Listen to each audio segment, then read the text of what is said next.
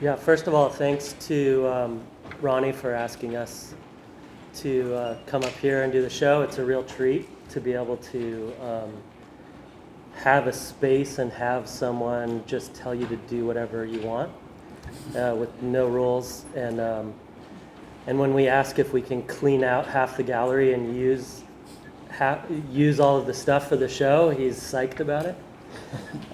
Which is what we kind of ended up doing, showing up and seeing like, oh, can we use this whole space? And he's like, yeah, I don't think anyone's been in here for 10 years.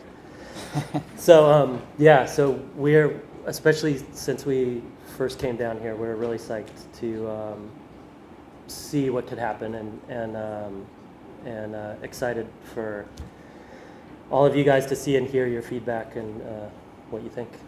So, I guess I just kind of started talking. But Josh and I met over Instagram probably two and a half years ago. Mm-hmm. And we had similar friends, but I saw some of the pieces that you'll see in here. I saw him post about them, and we started going back and forth and met and started talking about our work and realized that even though our work looks very similar, looks very different. It's coming from a really similar conceptual space. And we started just sending funny photos back and forth and kind of matching each other on photos. And a year later, almost to the day, a year later, we had our first show together that was kind of concepted mostly over Instagram, mm-hmm. like mostly sending photos back and forth and going, oh, what if we did this? What if we did this? And then we got into a space, which you'll see some of the photos in a little bit, and realized the show completely turned out not the opposite of what we thought it was going to be, but completely different. Which was really exciting. But yeah, do you want to add anything, or do you want to? Let's just get into it. I think showing the work is pretty exciting. And we're just going to go back and forth. So I grew up in Spokane, Washington, which is up in the Northwest, and I've been down in LA since 2000, and came down to do commercial photography, and to shoot for a website, which in 2000 was like a music website. And like a week before the first internet bubble crashed. And so I showed up to work for a website and instantly had no job. Started assisting photographers and ended up doing commercial photography, and just about, I was part of a group that started a small artist-run gallery space in 2010.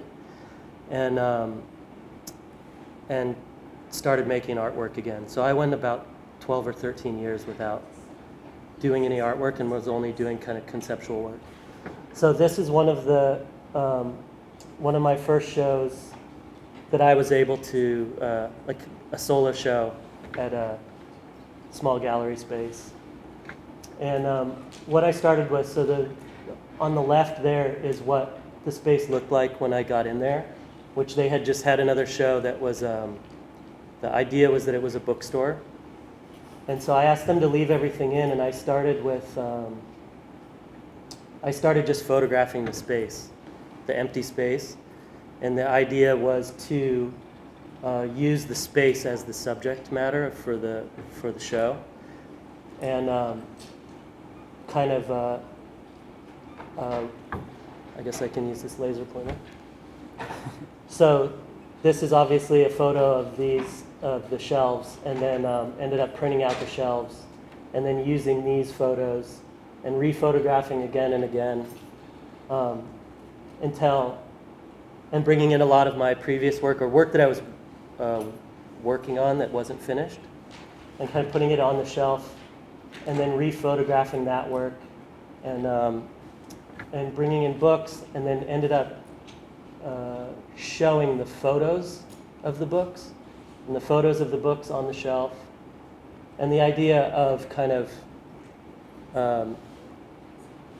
giving reverence to the space instead of just going, oh, I'm going to just put everything up in this space, and kind of thinking about what it means to kind of have a space to put work and how that informs the work.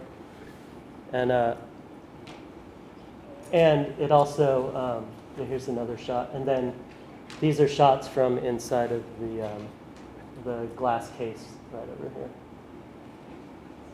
So in that, and also kind of, I guess, the people who had this space, I used to have an office here years ago, and we were good friends, and they decided they wanted to do some shows, and I just kind of had an idea and pitched it to them, and they just said, go for it, which is, I think, a really important thing that we've found too, of like kind of having ideas ready and then just asking people to use their space, and finding any empty space to use, and not kind of thinking of like, oh, it has to be like a fancy gallery, or it has to be this, it has to be that, and more like any space can work. Oh, and I got to use the coffee shop next door also. And so these, again, is kind of the photo of the pipes, and then printed the photo out, and then mounted it behind. And then these are, you can see, I shot photos of my computer with a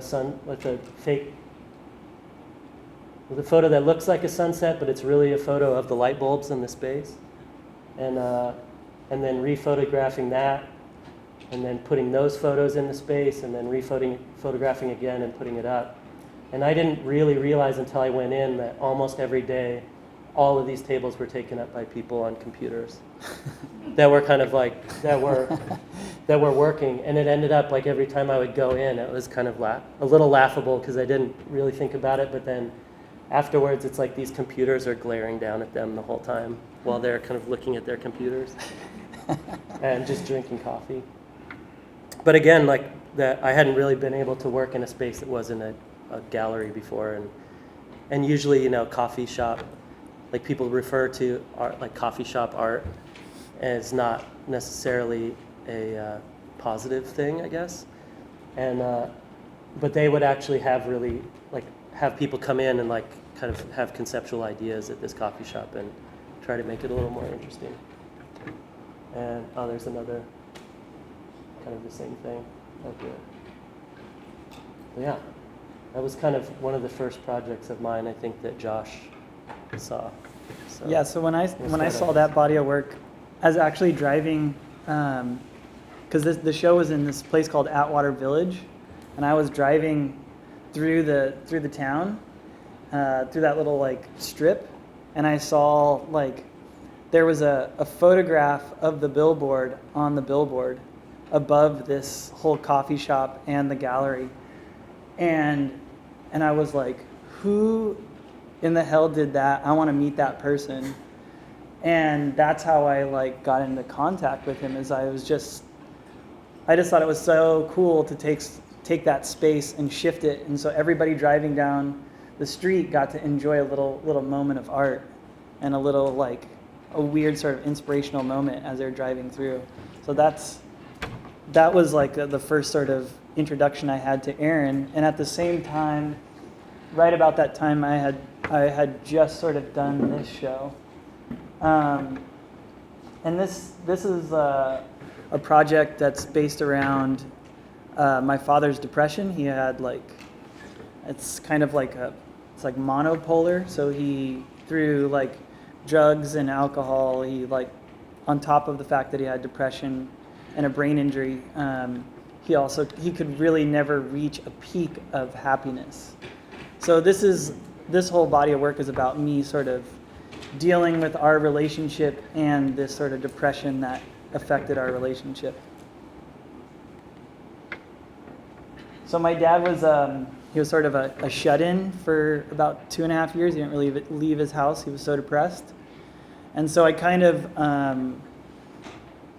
I decided to sort of take that on and do like a little installation about it. So I created like a laser trigger that recorded all my movements for 12 hours. So I stayed in one spot for 12 hours, and without making a photograph, the camera naturally recorded everything that I did for 12 hours. on the right there is a sort of set of emails that me and my father sort of correspond. And the one on the left is like a back and forth on, I think it's April 17th. And he was like going through another spell of like wanting to commit suicide. And it was me sort of trying to back him off the ledge. And the picture to the left is, you can see there's a couple of the emails from right about Christmas time. And then those pictures above are of Christmas Day when we were supposed to hang out. And the TV broke during that day when we were supposed to watch like a football game together. And so I just documented the TV as it was breaking. So one thing that Aaron Farley and I both sort of like really love is like this sort of interjection of sculpture with photography, and how sculpture sort of acts in a similar way to a photograph, in that it could be just as engaging as a photograph, but it's a little bit more interesting to the viewer as the object in space. So I've been showing this piece, which we'll see again later. My dad taught me how to do construction painting. And so one day while I was climbing a ladder and I was painting a ceiling and a wall at the same time, I saw my reflection in the mirror. And, well, not in the mirror, but in the wet paint. And I decided to recreate that for this space. On the left there, so this is a tough one. So my grandfather also had depression, and he committed suicide in that chair with the table and the coffee table and the mirror. So I sort of took that and used those materials as sort of like representation of that moment. So then I turned it upside down and on its side. And what you see there is on the right side is a series of photographs that my father was going to throw away. But then the photographs become more of a sculptural element and less of a photograph. And these two images were made by actually there's what's called a Imicon scanner. It's a really expensive scanner, and it scans film at a really high resolution. But what I did was I got really angry because it wasn't working. And I kept turning on, turning it off, turning on, turning it off. And eventually it started creating these digital landscapes. And it sort of snapped me out of like my anger and my frustration, and started making me think about my father and how we were always supposed to go on this road trip together, and that it never happened because of his depression. And sort of I was seeing that correlation between my anger and his depression. And so these sort of became like a stand-in for that road trip that we never went on.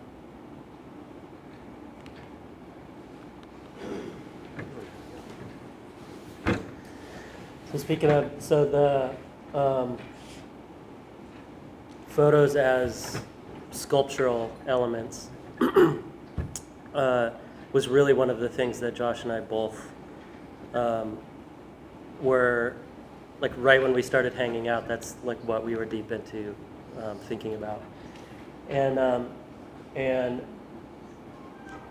I always wanted the photo to be, the subject matter of the photo to be the photo in the space, as well as whatever it's of, instead of the, so many times flat photography, you're looking at something and you're trying to kind of read into it, but it doesn't necessarily matter where it is or what the space is or what the lighting is. It's just you're looking at a photo.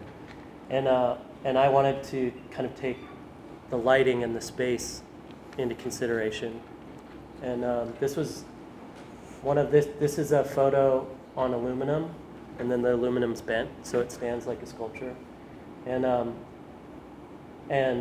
there's no subject matter. The photo was taken with my camera with no lens on it.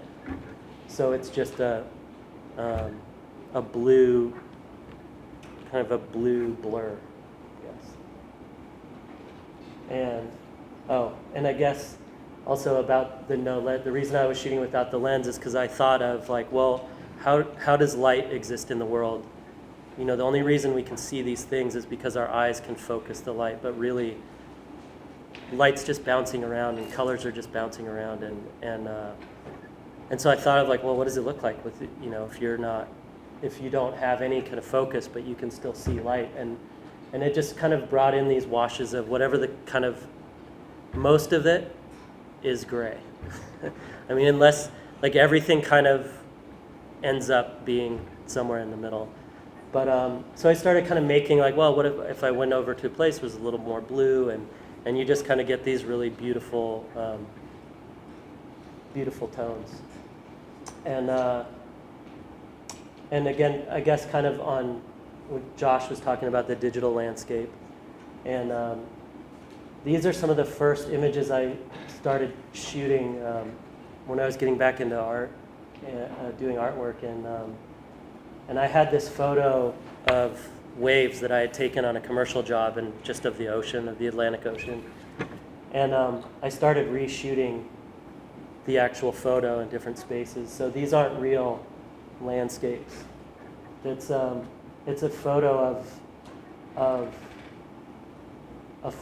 of waves, like sitting on a table. So that's like the waves are sitting on a table like this, and then the color in the back is just the wall in the background. And so I started messing with the lighting and lighting at different colors, and they really started to look. I realized that anything with that horizon line, your brain instantly thinks horizon and nature, and this kind of like takes you to a place maybe where you've been before, and so I started thinking of these kind of false natural landscapes. And so these again are just rocks, and with different color mirrors in between, and lit with different color lights to kind of give it that same idea of mountains and like something that's more grand than it is in real life. And these again, and that's just like two cut pieces of plexiglass next to each other. And so that idea of kind of making something out of nothing, which I think is a really powerful thing that photography can do. It's super tricky. Like, it's very easy to trick people with photography. Because you can instantly see, it's not like a painting where you're documenting something that's real. And so when you can kind of juxtapose those things in different ways, I think it's one of the most interesting things for me about photography. And again, I guess these are just different pieces of plexiglass and a bunch of lights and kind of moving, and with this stuff too, most of the time everything's about this big, like little tiny sets, and I hold everything with my hands so that I can't redo them. So once I get one shot, I can't redo it. And then I started working with the mirrors, and just again with the folded piece of paper on a mirror, but using like slightly different lighting, and it can completely turn into something that looks much more interesting than a folded 4x6 note card. And again, these are the same. Those are just 4x6 prints with a mirror.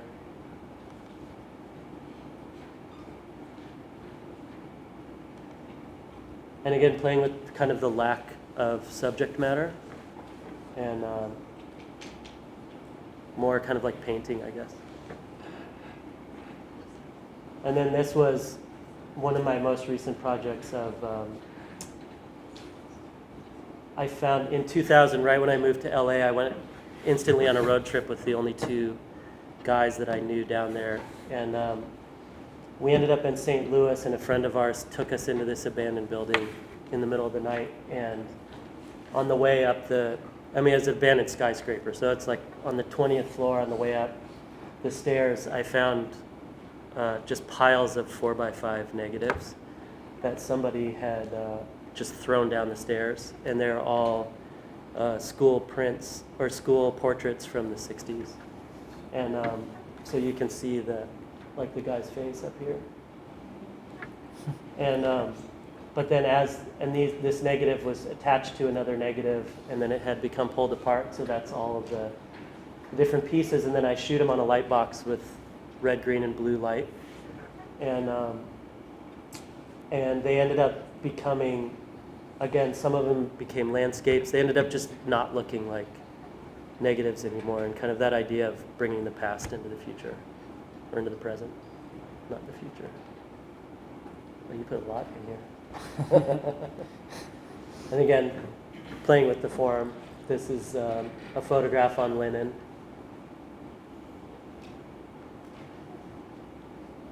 And then these are all the same image. Again, just a folded piece of paper, and then with circles etched on the glass. So however you light it, if it has two lights hitting it, there will be two shadows on each one. And if the light temperature is different, then the colors of the shadows are different. And again, playing in that, so no matter what, when these pieces are in a different place, they look slightly different. So. And now to Josh. So Aaron works from like kind of this outside inward sort of way of working. So he's using materials to sort of like figure out and explore stuff about himself. And I do the opposite, which is really nice to collaborate with someone who is like pushing you in a different way to explore something new about yourself.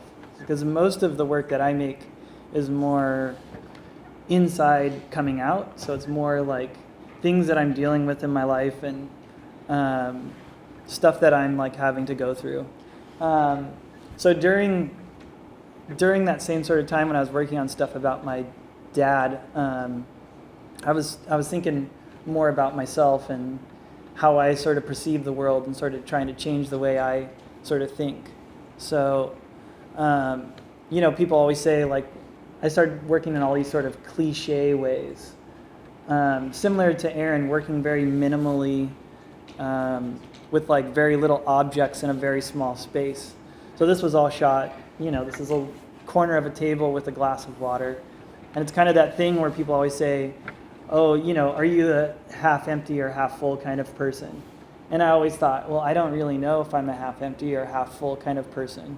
So I wanted to make this photograph to sort of like represent that, I think it's okay to not know who you are, and that's kind of like what this piece is all about.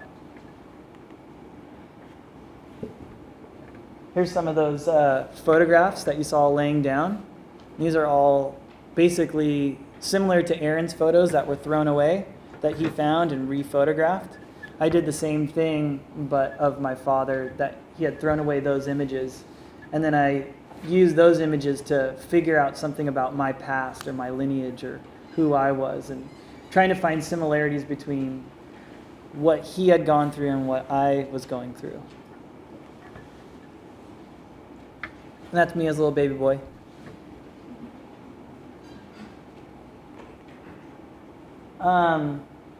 So kind of in a similar way to Aaron, like I sort of tried to start breaking down my process a little bit and trying to get to like a more minimal way of working.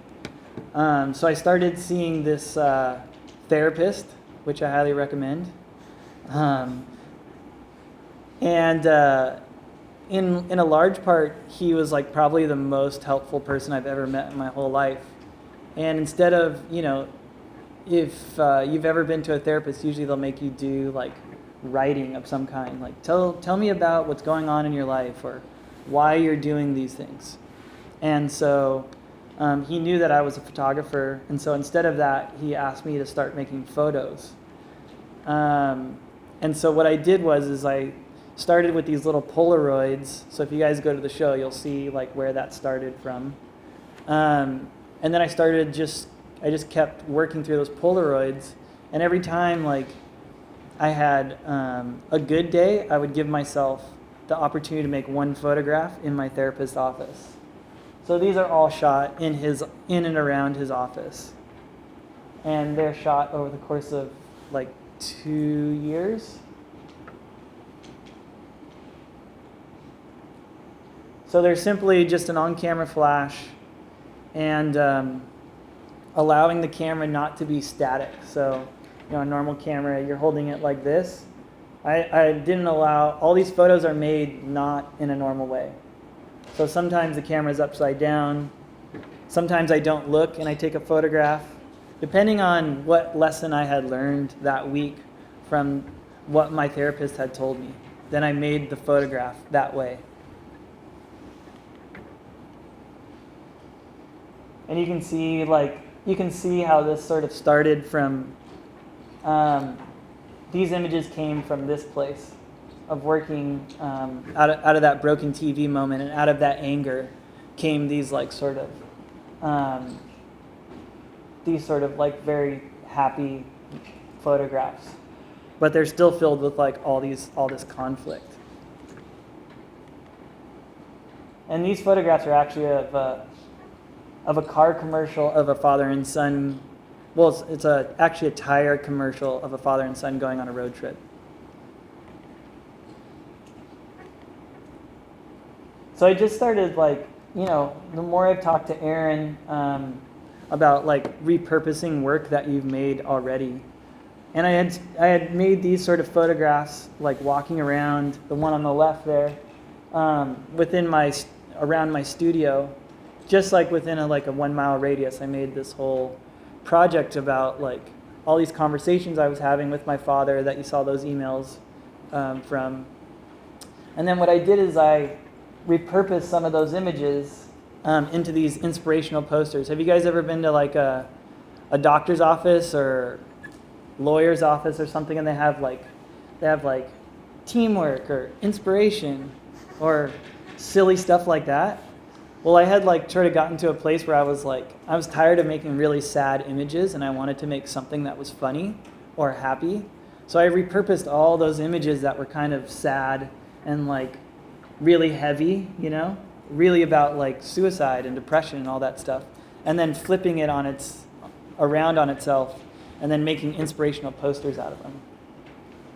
So this is the one on the right is of a husband and wife that I saw standing looking at near the Hoover Dam of a view, but I thought it was kind of amazing because they had each other's backs and you could tell they've been together for a long time, and I thought that's real teamwork, And you can't really see it, but they're kind of matching. He has there's kind of pink on him, and it's actually kind of cute. So yeah, that image of the rope comes from a project where it's actually talking about the opposite of strength. That it's not really because it's actually soft, right? It's not actually strong. It's just tied in a knot. So to actually show that in the opposite way is really interesting to me. And then you can see where I stole the inspirational poster and then just put inspiration underneath it with a stereotypical inspirational image. And then right about the time that I was making that work is when I met Aaron Farley, and we were sort of sharing all this sort of similar ways of working. And we started talking about how he had worked construction when he was younger, and I had worked construction when I was younger with my dad. And so that sort of became the next sort of conversation that we were having. And those were the images that we started sharing back and forth to each other, sharing pictures of knocked over street signs and broken fences and construction workers just doing silly things. And so these are some of the images that we got, or that I got, that I had sent him. And through that, once we finally had enough work, we got a space together, and and it was amazing because I shot this photo on the right, and it just says begin, and it was like near a highway or whatever, and we printed it out like normally, like had it mounted and whatever, but we were in the space, in the gallery space, and Aaron saw this like light socket with the conduit, and he said, "Oh, that's really funny." He's like, it completes the street sign. Oh, that's amazing. And I just like laughed hysterically. And so we just left it there. And that's kind of how the collaboration like really kind of got going. And it was so good for me because you could see all the work that I'd done before was like really heavy. And I really needed someone like Aaron to like make me see the positive side of things and really start laughing. And that was kind of like a really good therapeutic process. So this is our first show that we did together. And by the way, we had pitched that we were doing a photography show to the gallery. Yeah. So, and we started bringing stuff in. We're like, what are we going to print? And then we started making all these sculptures. And one of the ideas that Josh had originally was that with all of the what's it called, the drywall, that he had sent some photos of like trucks driving down the highway with the drywall in the patterns on the back of the truck. He's like, man, we have to get a stack of drywall for the show. All I want to do is a show with a stack of drywall in the middle of the room. And so we got the space that was big enough, and which again was a friend of mine had. She has a little shop in the front, and then the space was open in the back, and her other roommates were like, or studio mates were like, well, we're not going to use the space for like 4 months. Do whatever you want. And so she asked us if we wanted to do a show, and so Josh was like, we got to do that, and then. We found out that much drywall is about $8,000, and we're like, well, we're not going to do that, but maybe someone will just let us borrow it, because if we don't hurt it at all, and it took some calling. It took like a couple weeks. Yeah. But he finally found a shop and had to go up the chain all the way to the owner, and then he was just like, all right, tell me about this art project. And he's like, I want 2 stacks of drywall, and told him the whole thing. He's like, I'll give you one. I'll give you 1 stack, as long as nothing happens to it, and you have to unload it off the pallet by yourself. I'm like, all right, got it. So yeah, he trusted us with $8,000 worth of drywall, and it worked out. But what it also did that what we didn't realize it was going to do is it deadened the whole room. So it's like that. Which is one of the reasons why you have drywall, and it was that it made the room very much more quiet, a lot less. It kind of took that boominess out of the room and made it really like a quiet space, which was cool. And then that's also half the amount of drywall that would go into your average 3-bedroom house, 2-bedroom, 3-bedroom. Yeah. And so that's one of the conversations that we had too, of the construction and because artwork, so many times you see what's in the gallery and it seems very fancy and hard to walk into a quiet gallery and uncomfortable. I mean, even for me, I hate walking into galleries because it's so quiet and it's weird and you don't know who to talk to, or you don't want the person to talk to you, you just want to look around and leave. And what you don't see so many times about art is that it's very blue collar. Like everything happens very like even for the most massive shows at the biggest gallery, it's all hand trucks and construction dudes and like everything's just wrapped in plastic, and it's wood and it's plywood and there's pallets. It's everything that you would see on a normal construction site. But then it's like once the doors open, everybody kind of pretends that it's not. Like, oh no, this is not construction. Now it's like massively important. And so we were kind of playing with that idea of like, well, what if we kind of show the guts of the thing and just kind of And even with construction of like, they put up tarps so you can't see while they're building.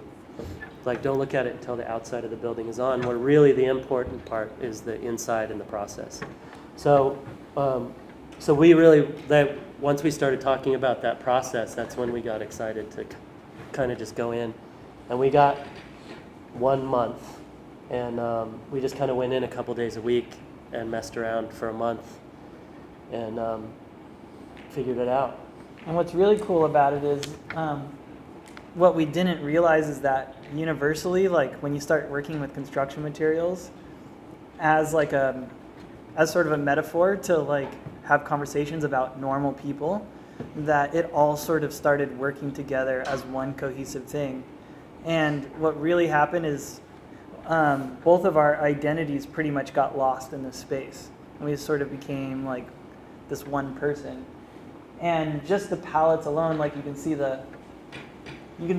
on the left, you can see there's like a grid of construction fences that are green. And then you have the yellow of the drywall, and then the sort of utilitarian strap that you use to strap down materials into like a truck or something. That orange and the yellow and the green all started working together. That's like the construction worker's palette. It's like what you see every day on a construction site. So it ended up becoming really beautiful.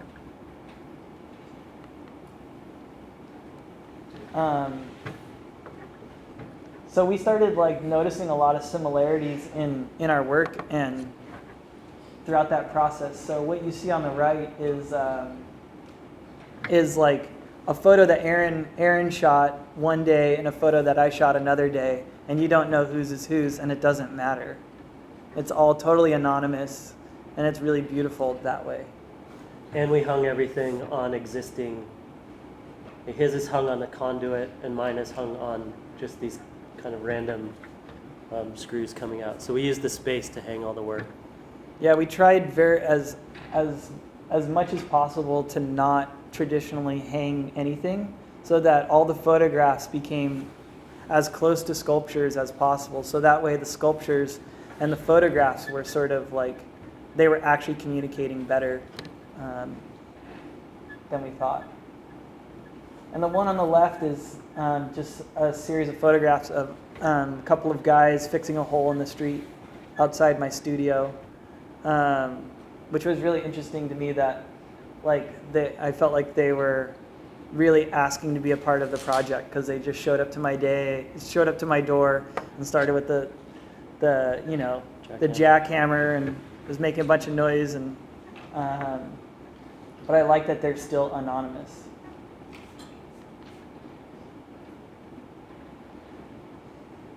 And then these, the idea too with all of this was that we would be able to go to any town that had a Home Depot or whatever, and we could redo these pieces, and it didn't have to be these exact pieces. So this one is just 4 of the sawhorses, and they're just held together with the 6 clamps, and that's it. So you just unclamp them and it comes down. And then Josh's is the fan, although we found out it has to be seasonal to find one of those fans. You can't show up in Bakersfield and find a metal 20-inch fan. That doesn't exist unless you're in the summer. But that idea that we could just kind of go do this show anywhere, and go to the hardware store and get the pieces and redo the work if we wanted to. So you can see on the left side, you can see the pieces all working together.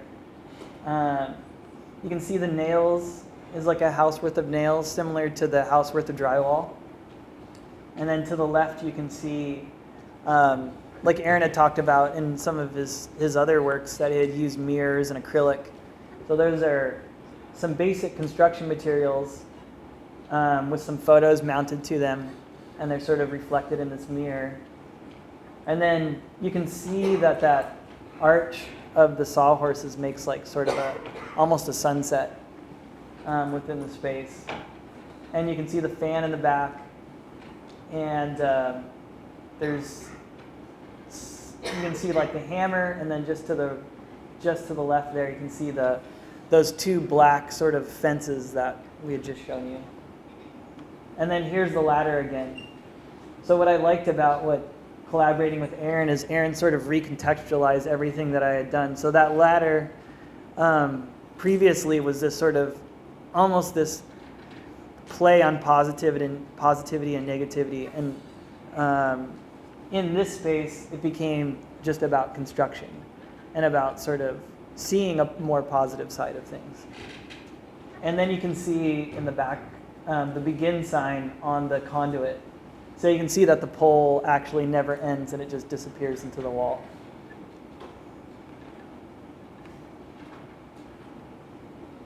And then this was our next, this was, well, we just thought we were going to redo that last show, but in a small space. This was just a couple months ago. And then we got in the small space and we're like, oh, well, we need to make new work. Well, so I guess we used two of the same images, and then I cut one of the sawhorses in half and have just a large photo of gravel that I had used from the first show, holding together the sawhorses just with tension. And again, like, I like the photo. I like it to feel like it's usable, like it's being used for something, so that the photo is actually holding the pieces together. And then started using some mirror again there with the cone. But also that space is like 100 square feet. And the first space I think was 4,000, something like that, 2,000. Yeah. So it was cool to get to redo those. And then I had never seen the hammer piece actually in the space. So always exciting to see new work. Yeah, and that sort of hammer piece came from that same glass of water, sort of that picture, same series from that. And so it kind of worked because the hammer that was in the space previously, I had photographed it before. So in a lot of ways, it was sort of using the things that I had learned from Aaron and sort of like re-photographing things and then bringing it back into space with a new meaning. There's two little pictures on the wall, and those are pictures of the house worth of drywall and the house worth of nails. So then that installation became a reason to photograph something to bring it into another space. And the picture on the left is sort of like a Where's Waldo moment.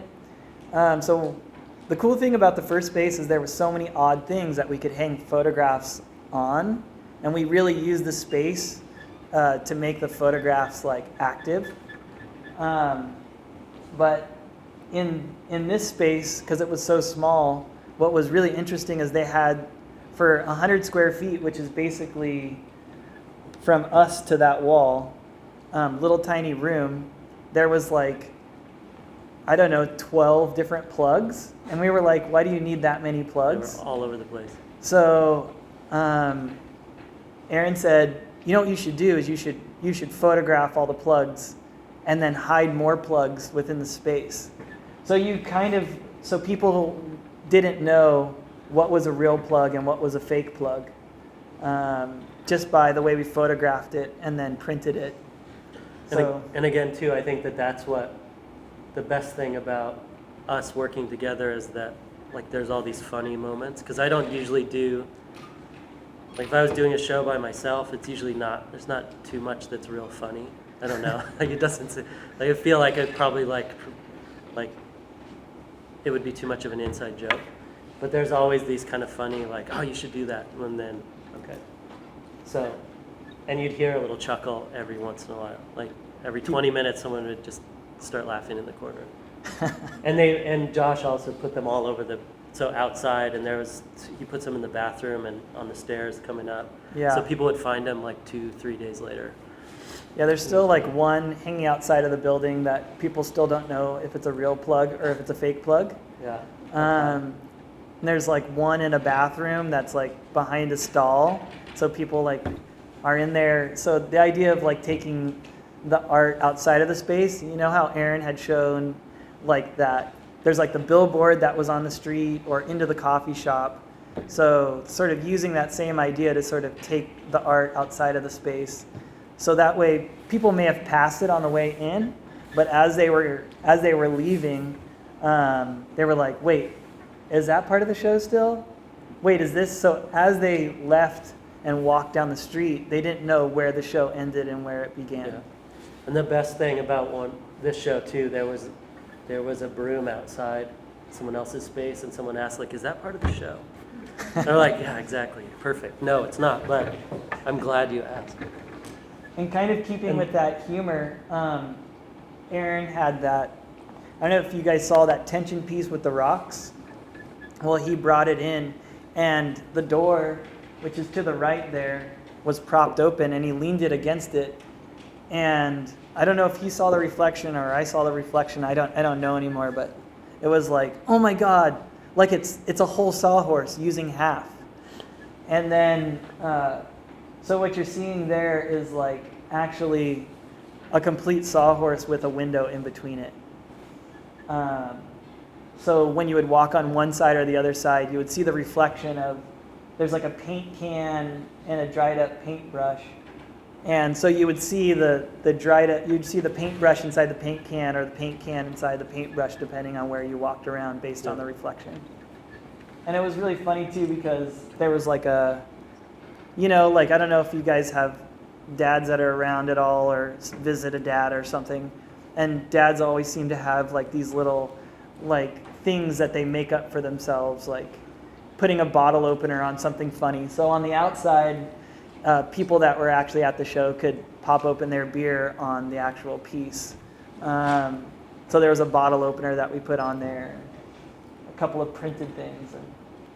And then that putty knife that was on the ground was actually my father's putty knife, so which was a gift to me. So then it just became less of a practical thing and more of an art object. So I think that's it. Yeah. Oh. Any